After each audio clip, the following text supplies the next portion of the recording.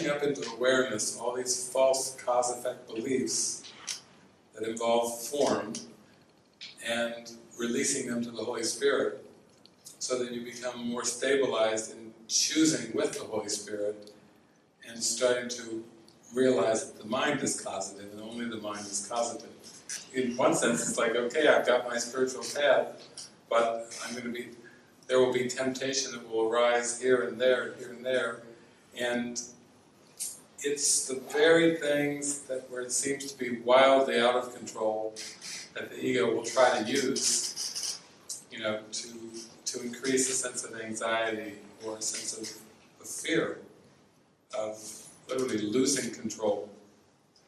And that's the feeling of an addiction. It's as if you're at the mercy of something, that you are losing your sense of choice or your sense of control with it. And the Course in Miracles is bringing you back, to a sense of that control, but it's all at the level of mind and thoughts. It's never about trying to control behaviors. Oftentimes too, there's a lot of self-concept conditioning about weights and body image and looks, and so certain thoughts are raised up as being, really important, based on these self-concept and these body image thoughts. And the ego is using this body image, as a replacement for spirit. And eventually, as you keep doing the mind training, then you find that the things that seem to be addictive patterns just start to become less and less and less. You loosen from them. You outgrow them, literally, as you are able to focus more on the miracle. The other things just fall away. The symbols of the world is what the sleeping mind believes in. So of course they're great tools for practice. So things like food, diet, exercise, it's common that the Holy Spirit can use these as mind training devices. The goal is peace of mind. The goal isn't a particular outcome or appearance. So all of the ego's self-concept goals are form-based. Bigger, better, faster, more.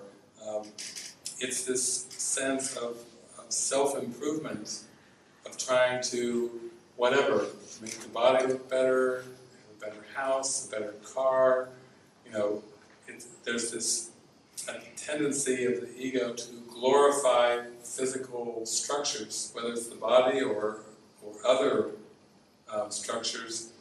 And then there's also the sense with the body that the ego actually hates the body, because it doesn't feel like it's a good enough home. So it's the flip side. The ego literally doesn't know what anything is for, and it has no unified goal for the form. So at times it tries to glorify, build it up, and then rip it down. With a golfer, Tiger Woods, great, the best in the world. Yeah, good, cutting down. The ego loves to see them fall. The higher they rise, the farther they fall. And the ego loves the drama of the whole thing. It's like, it loves to see idols raised up, and it likes to see them ripped down. As long as you keep believing in the idols, it doesn't care if they're raised up or ripped down. And you could say that the definition that Jesus gives of temptation, Jesus says, what is temptation but the wish to make illusions real? So once you start to follow that definition, it's like, oh, that's what temptation is. It's the ego's wish to make illusions real. What does that even mean? If illusions by definition are false, and it's the attempt to make them true, how does the ego do this? It does it through preferences, it does it through judgment, it does it through what Jesus called hierarchies of illusions. But once you start to give yourself over to working miracles, and to tapping into that peace of mind, then these so-called hierarchies lose importance. You start to care less and less and less about those hierarchies. Because peace is your goal. And peace of mind means letting go of those hierarchies. You know, the idea that there are some things that are better and worse and so on and so forth, those start to loosen and loosen in awareness. It's more like you outgrow them.